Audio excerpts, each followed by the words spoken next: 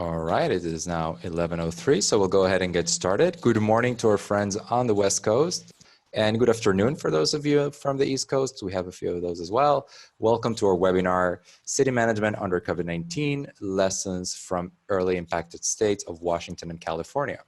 Today with us on the call, I am honored to have Robert Harrison, the Chief Administrative Officer of the City of Renton, Washington, and J.J. Murphy, the City Manager of Palmdale, California, and ICMA Credentialed Manager. On behalf of our team at Zencity and the local governments on the call, of course, I want to thank you both for your time and your service for the residents of your communities. We really salute and commend you for your leadership, and thank you for joining us today. The webinar today is part of actually a series that we're running on a weekly basis here at Zencity. For those of you that are new to Zencity, we are a software and services solution for local government agencies. Our solution applies artificial intelligence and advanced algorithms to allow cities to analyze high volumes of resident discourse in real time from a multitude of public media, social media sources and news sources. That way, city officials can identify what is top of mind for residents and inform decision-making processes. My name is Daniel Sonnenschein. I am the VP of Local Government Services here at Zencity, and I am thrilled to moderate the discussion today with JJ and Bob. I'm going to be sharing my screen now to share a presentation with you that will lead us through the discussion today.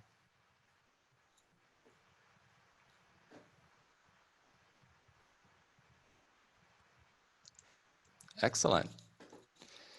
Our agenda for today, we'll spend, of course, a few minutes getting to know Bob and JJ, and they'll tell us about themselves. And we've structured the discussion today to resemble a timeline. So we will start by talking about the initial response to COVID-19, which will probably resonate with the experience from a lot of you guys on the call. Then we'll explore some of the initiatives that have emerged since the crisis onset. And then we will want to take a look forward and hear from Bob and JJ about your thoughts about what's next for your community, for your staff.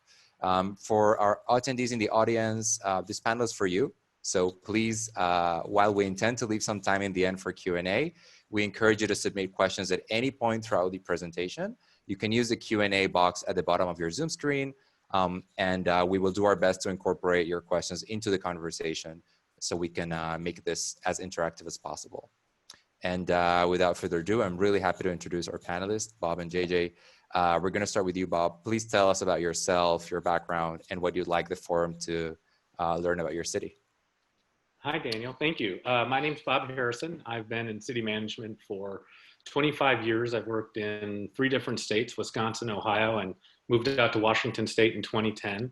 I'm currently the CAO of Renton, Washington. We're a community of about 105,000 people. We're a suburb of Seattle, probably most known for all the 737 MAXs that Boeing produces. Their manufacturing facilities located within our community. And so this is my first pandemic, really, to be involved. So it's been an interesting experience and hope to share some of the things that I've learned thus far and look forward to a robust discussion at the end during our question and answer session. Excellent. Thank you, Bob. Really impressive public service background. Let's go ahead and hear about JJ. Good morning. My name is J.J. Murphy. I've been out in Palmdale now for about 2 years, but I was just named the city manager here December 30th. This is, like Bob, my 3rd community. I worked in city management in Pennsylvania, New Mexico, and now California. I've been in this business about 18 years. I'm a retired Air Force officer, and I spent 17 of my 20 years in between the reserves and active duty coordinating emergency management. So this is my 6th FEMA declared disaster. So I think I have a little bit of background and was prepared. And I will tell you a little bit about Palmdale. Palmdale is a city about 60 miles east. It's in LA County, but it's about 60 miles east, northeast of LA. We are isolated, so we don't have all the traffic issues down in LA. And I'll be talking later about being isolated on the medical front. That's kind of helped us as well. Palmdale is we call it Aerospace Valley. we're home to Air Force Plant 42.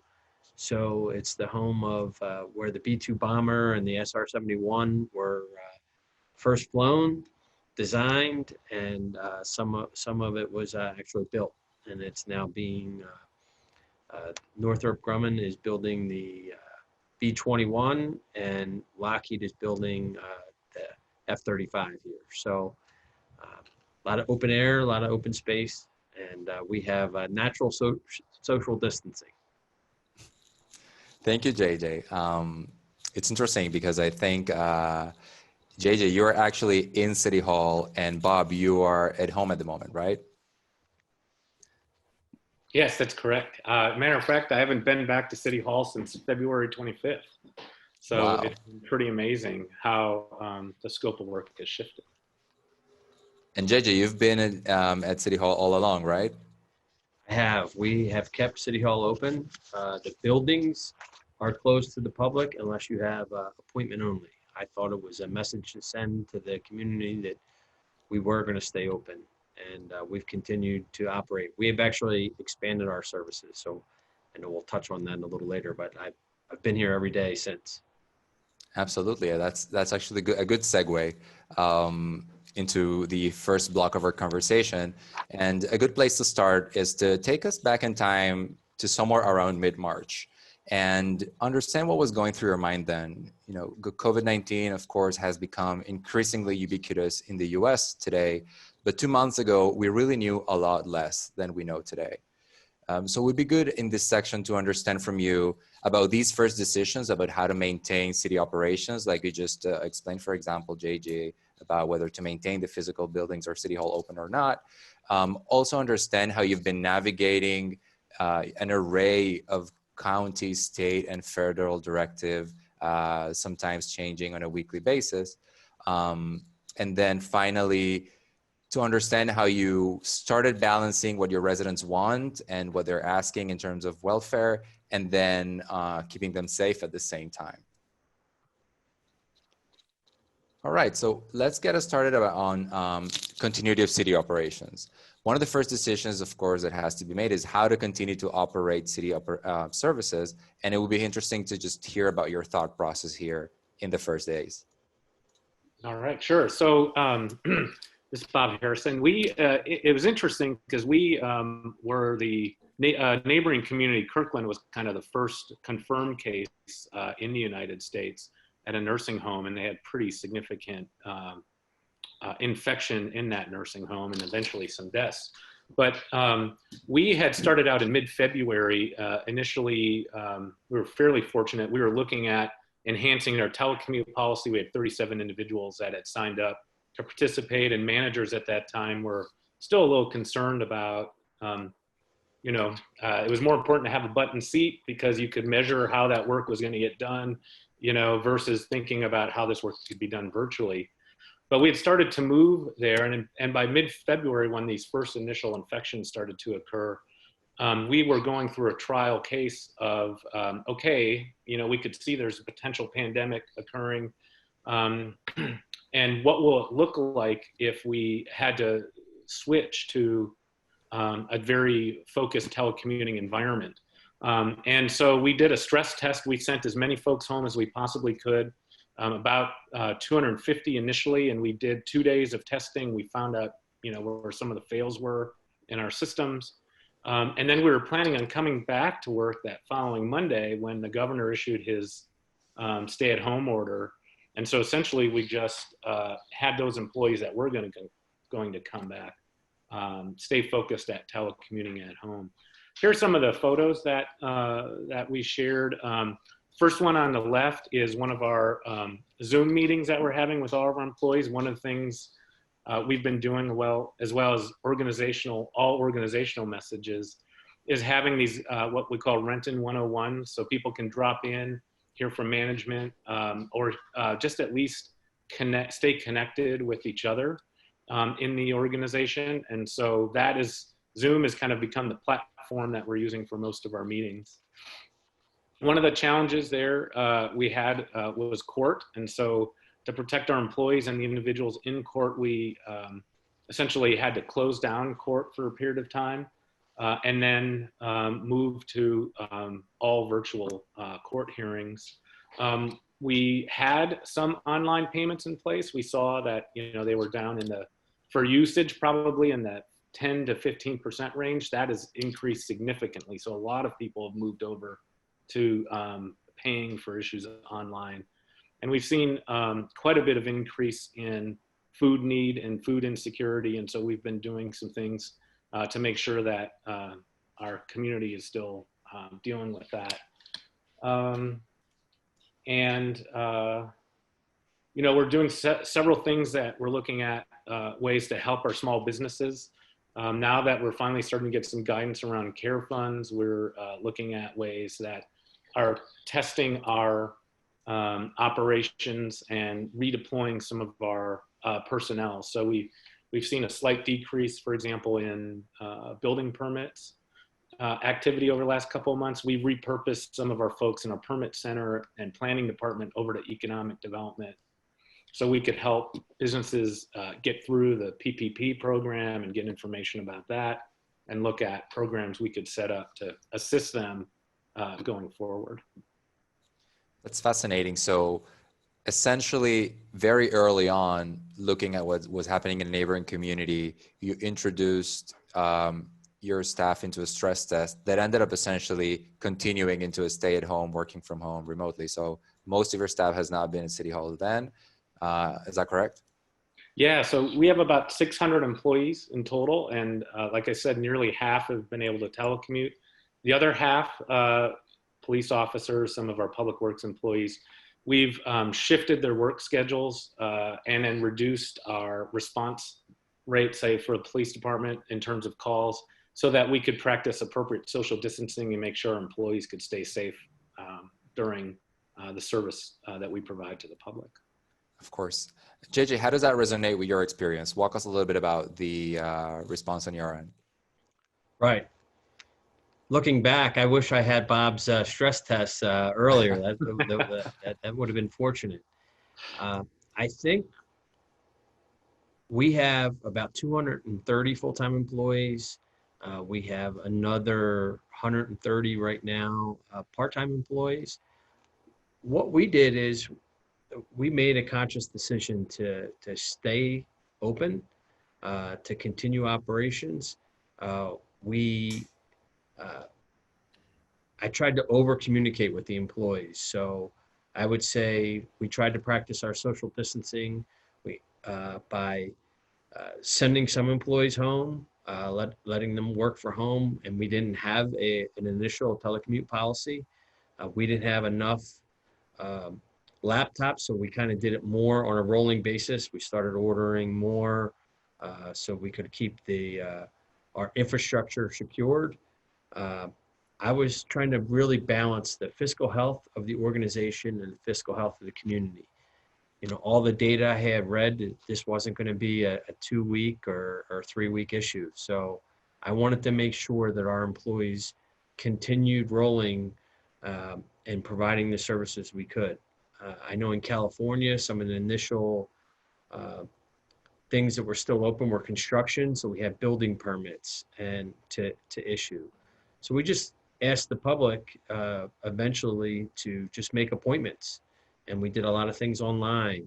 And I think what we tried to do is really look at the changing dynamics. It seemed like if the president came out stronger or tougher, then our governor wanted to take it a step further. And then our county government, we do not, Palmdale does not have its own health department, so we fall under LA County. So LA County, throughout this entire process, has tried to paint the entire county with a broad brush. So that's been good in some senses and not so good in others. But we've tried to be a good partner. And I think the over communication with the staff and the evolving shift schedules, I would say instead of Bob was faced with half of his employees and to go home, I'd break our employees down in thirds. I'd say we had about a third of the employees who could telework on a regular basis, a third of our employees who were part-time summer that didn't have jobs to go do. So we repurposed them. We increased our government services. We started delivering food, and we started a daycare for all of our emergency managers, emergency management, public safety officials, our medical community, and the city employees who were going to now work different schedules. So we changed our schedules. But I think through this entire process, we've been able to maintain our employees working full time, not maybe always at the desk they were used to, but are realizing what our new world was evolving to in municipal government. Yeah, I think you bring up a really good point, which is, this is essentially being a constant change management experience. We have to realign strategies, sometimes daily even. And this is a question from the group that came up, and I actually share the question as a manager of many people myself.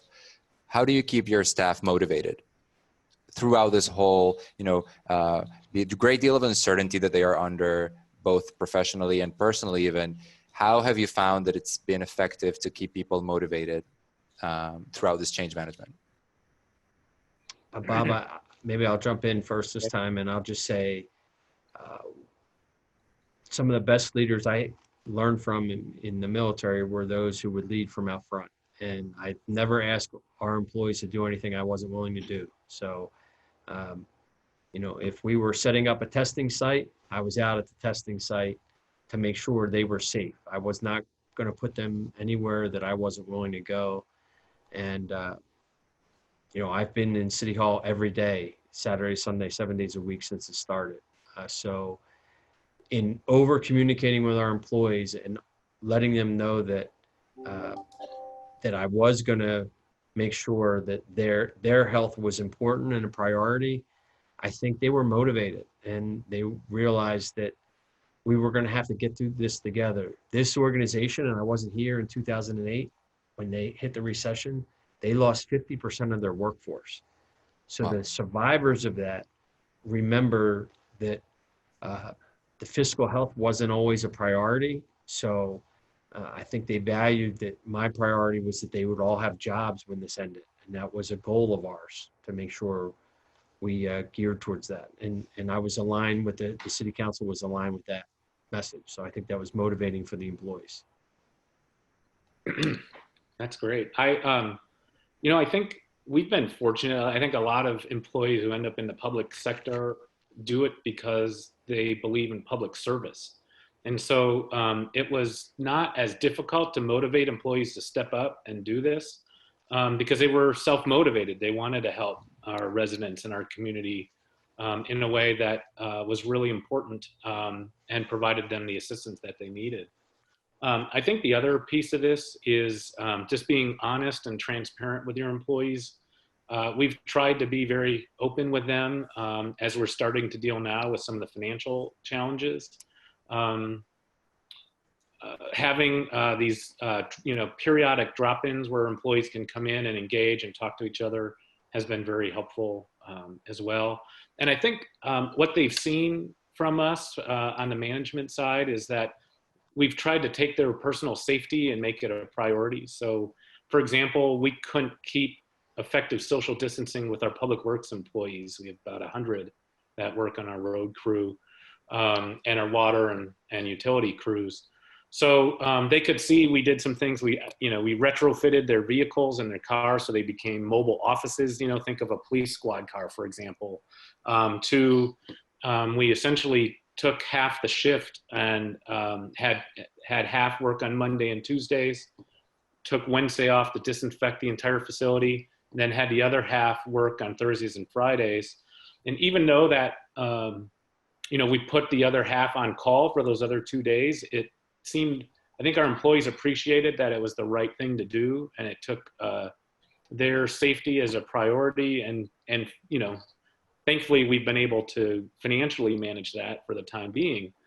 But it's still, I think what we're finding out is we could not get as much work as we liked. And so we started to return to work with some of that, the employees in that department on a more using appropriately safety distancing guidelines, social distancing guidelines, to catch up on some of the work that occurred as a result of, the lesser schedules. But I think, building that trust and demonstrating that in your actions with the employees have been helpful to keep them motivated. Yeah, I think it's definitely, I hear from you that communication is essential and, leading through example and the transparency. And I think also seeing their leadership being so resourceful, like you've mentioned, finding creative solutions to accommodate their safety and their needs. I'm sure it inspires trust in the relationship. I want to segue into the relationship with the state and the county and the federal government. You mentioned that, JJ, in some of your comments, since the beginning of this crisis, local governments have had to navigate an array of evolving guidelines, sometimes in some instances, perhaps even conflicting guidelines from other hierarchies of government. So I wanted to hear a little bit if you have examples or learnings from that experience. Sure. And it continues. It's evolved almost every day. Our county supervisors are having daily update briefs. The Department of Public Health, county update. Our governor's having a daily update brief. So the governor comes on at sometimes you have the president at 10:30 West Coast time. The governor comes on at noon, and the county update is usually around 1:30. So I can tell you as a city manager, just tracking the three different briefings, and I can't be in all of them, and the information that's come out. I'll talk about car dealers. Just last week, the car dealers initially were deemed an essential service so that the showrooms couldn't be open, but their service departments could. But you couldn't go buy a car. Basically, you can look online. They did some sales online, but ultimately they had to deliver you a car. So there was no test drive ability. The governor released that last week, opened it up on Friday for car dealers to be completely open, but our county waited until yesterday to say that this Friday car dealers can open their showrooms, handle the social distancing. So as retailers, it was hard to have them come to us and say, hey, what's going on? Why is this? I just read the governor's directive. Why can't we open? So just communicating with them. So I can tell you one thing we did is we did a business town hall where we had 200 local businesses sign up to hear their frustrations. And we took that data, we did some surveys, but it's been tough. We've tried to be a good collaborative partner. We've passed on messages, and we helped the county. The county couldn't be everywhere. So I know we helped them set up their test site for testing here in our city. And we've tested over 5,000 people at the test site that was set up. So it's been a good collaborative effort. I think we've built relationships now that will help us be stronger in the future because of this collaboration. Yeah, I'm glad to hear. And I think that, like you said, the fact that you've been able to provide help to the county or collaborate with the county will set you up for success in the future. Bob, do you want to share a little bit about your experience navigating this through? Sure. So it's been, been pretty fascinating. One of the things, and I'll start on the first item is there's political complications as we're dealing with some of these issues, and you got to be understanding of that, as well as understanding that we all have a shared responsibility going forward in responding to the pandemic. So one of those issues that came up was social distancing for our homeless shelters in the region.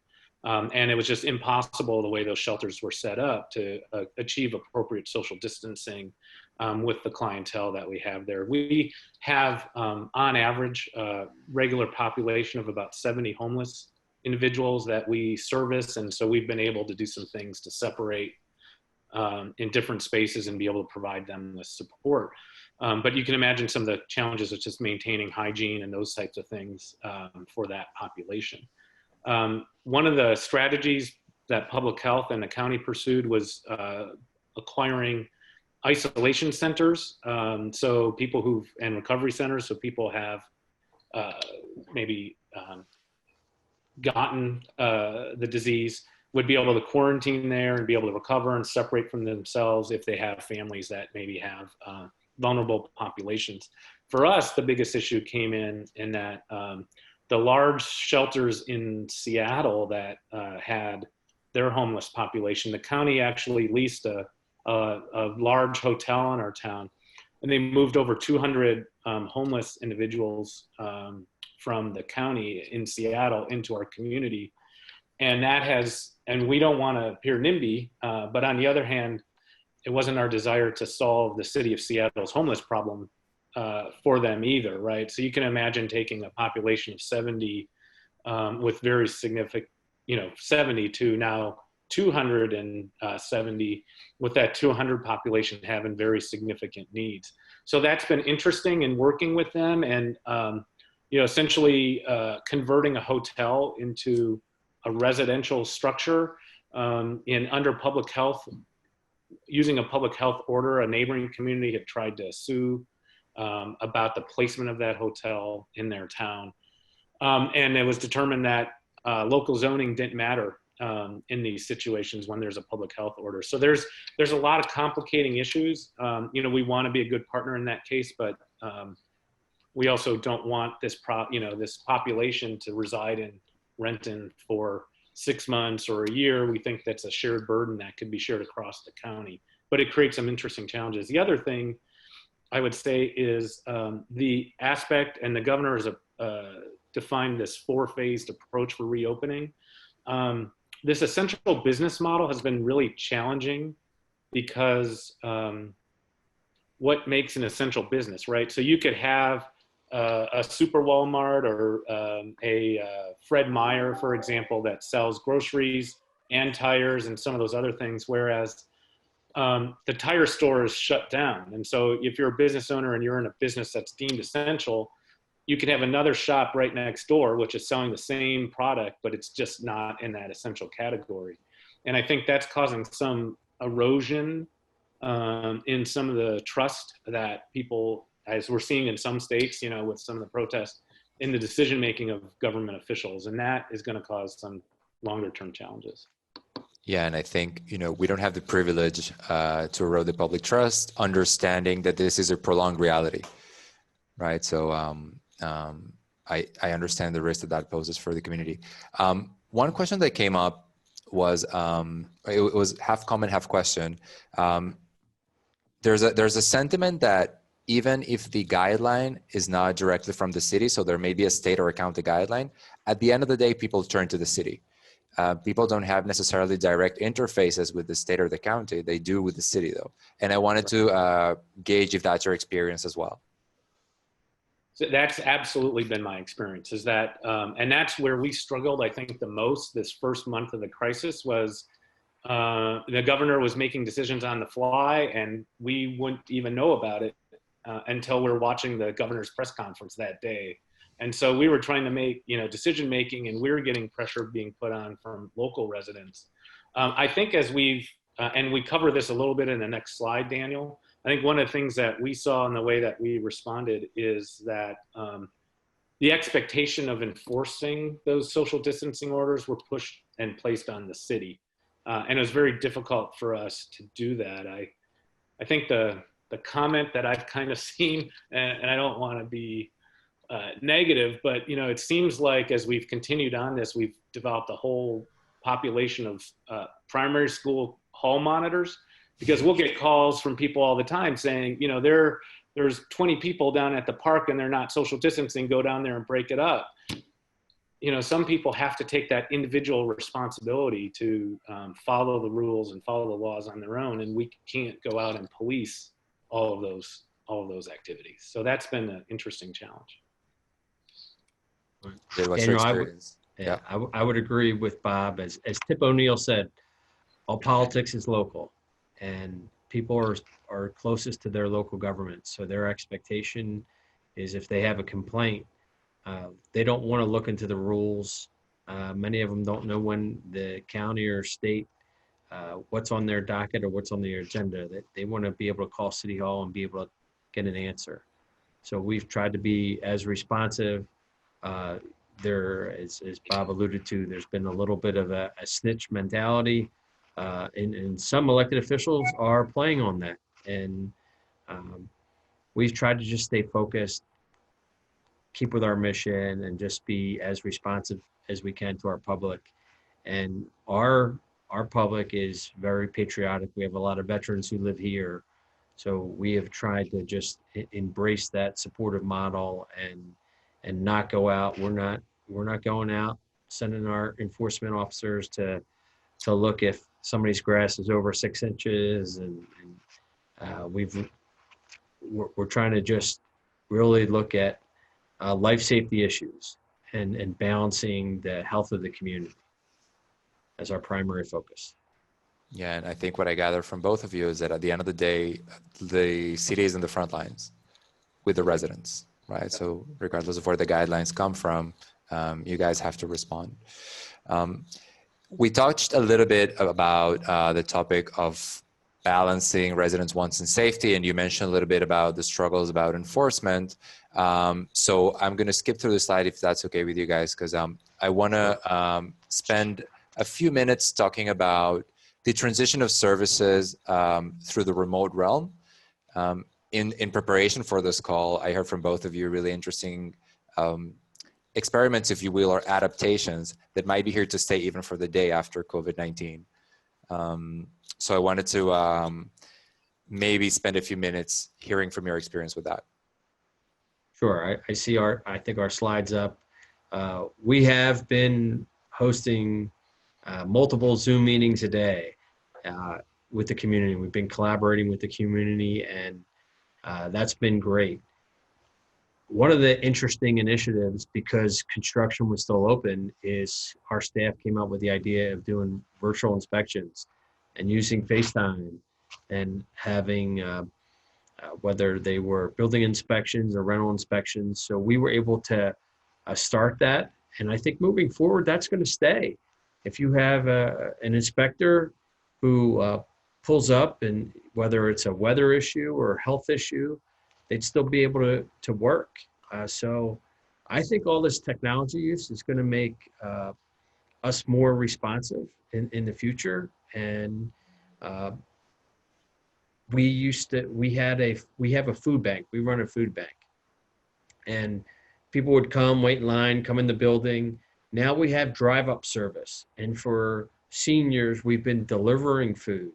So we've been partnering with organizations, local nonprofits who want to help, that they're actually bringing the food out to some of these seniors. So I think our service delivery model has completely flipped, and I'm not sure it's ever going to go back to the way we used to always do it.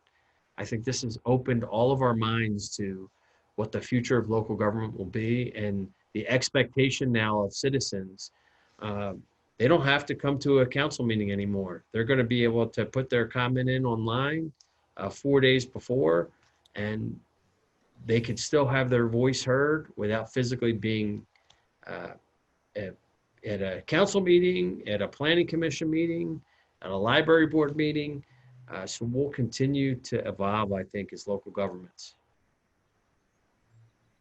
Bob, what has been your experience? I know inspections is also something that your city is doing. I would love to hear a little bit more. Yeah, same. Doing those online or virtual inspections right now. I mean, one of the great things is we're able to record that and add that to the file. I mean, and we're able to get a lot more inspections done on a per day basis just because we've cut the travel time so much. I think one of the hard parts I've heard from a lot of employees is that the workday doesn't end at 5 o'clock anymore. That working, especially those employees who are telecommuting, the days and weekends are all kind of blurring together now in terms of work and what needs to get done. I think one of the more interesting things that have occurred is moving some of our community engagement online. So We have a pretty robust neighborhood program and neighborhood grants that we do. And so I'm going to be holding virtual neighborhood meetings with those various neighborhoods. We have 114 different neighborhoods in town. Wow. And also in a couple weeks, we're going to do just to help continue to build social capital and connectedness in the community, because isolation, I think, has been one of the real challenges of this crisis. We're going to start offering on Tuesday nights a community-wide trivia night. So people can go in there and there'll be prizes and those types of things and opportunities to have those types of conversations and just stay connected with each other, right? So there's a lot of folks, whose families may not necessarily be just the individual or single individual living in that home. Their families may constitute a whole group of friends, and that's challenging for those individuals. So we've been trying to find ways to enhance that social connectedness through programs that we have. It's inspiring to hear you talk about not only the provision of routine services or services that are tied to some of the bureaucratic work of the city, but also the welfare and community aspect of services and adapting that as well. So thank you for sharing. I want to fast forward our discussion because we set up the time frame for about 45, 50 minutes to think about the forward outlook for both of you. I think this is what is keeping most of our local government leaders up at night, right? In the short term, we have the matter of reopening gradually, slowly, how and what and when. And on the medium, longer term, we have the issue of planning for the future. What will City Hall look like? What will city operations look like in 6 months or a year from now? Right. I can tell you, Daniel, we cannot forget about it started out as a public health crisis on COVID. It has evolved, and we need to be prepared for the fiscal realities of so many residents that are going to be crippled financially. The mental health, I think Bob kind of touched on that a little bit. We have to be able to touch our community like we've never touched them before.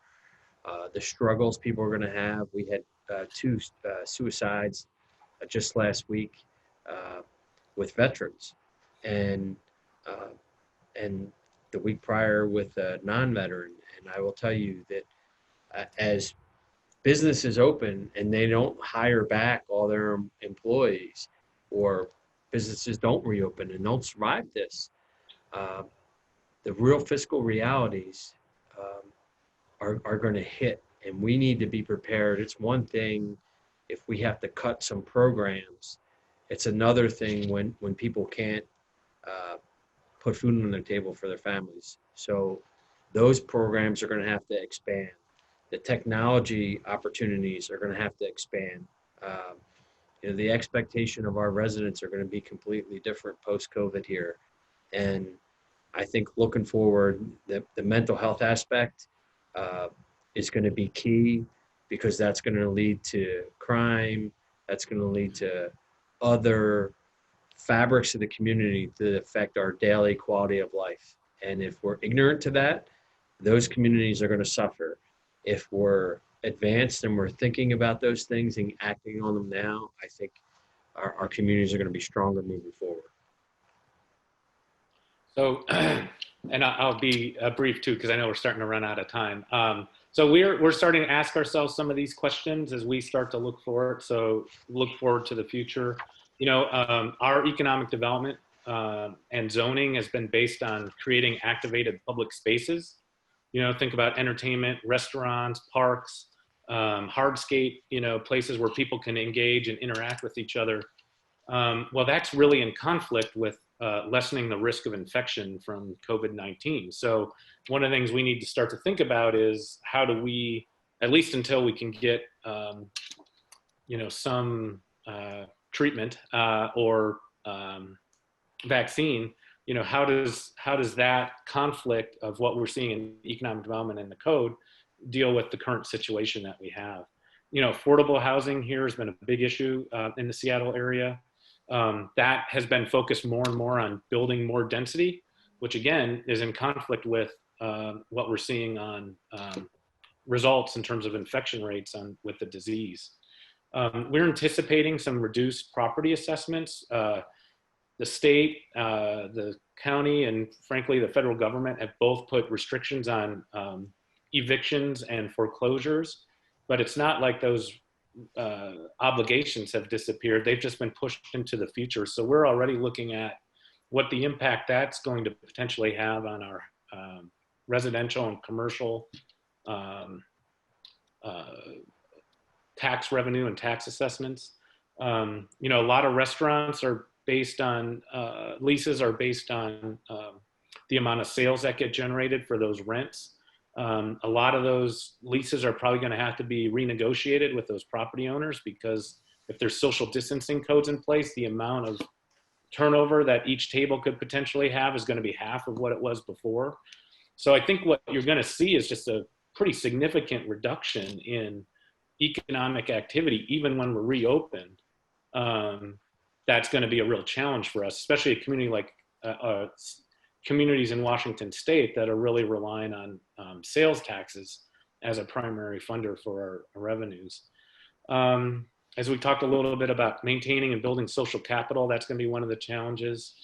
We've already, just from a risk mitigation standpoint, have identified around $23 million in cuts, but we're completely in the dark, right? And people have asked, well, how'd you come up with that number?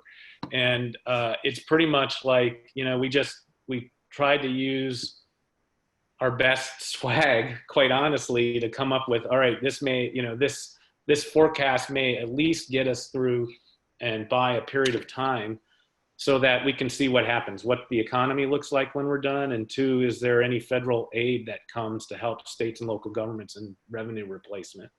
So we are taking some steps. Some cities have gone out and done layoffs immediately. We've not done that. We had to lay off some supplementals, rec teacher, physical ed teachers, those types of things. But we've done some other things like the shared work program through unemployment. That's been beneficial to us. We're also offering we're looking at offering a voluntary separation package that's still under study. And those individuals may choose to take advantage of that.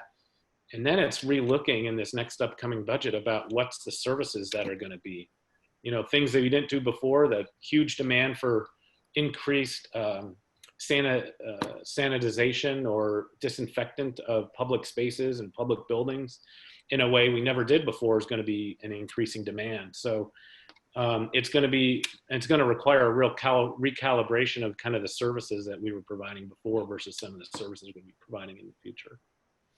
Yeah, I mean, I think what I hear from both of you is that there's definitely a major element of uncertainty, and you're preparing for different scenarios with a lot of open question marks about availability of relief budgets and in general, what will be the needs from some of your residents 6 months from now.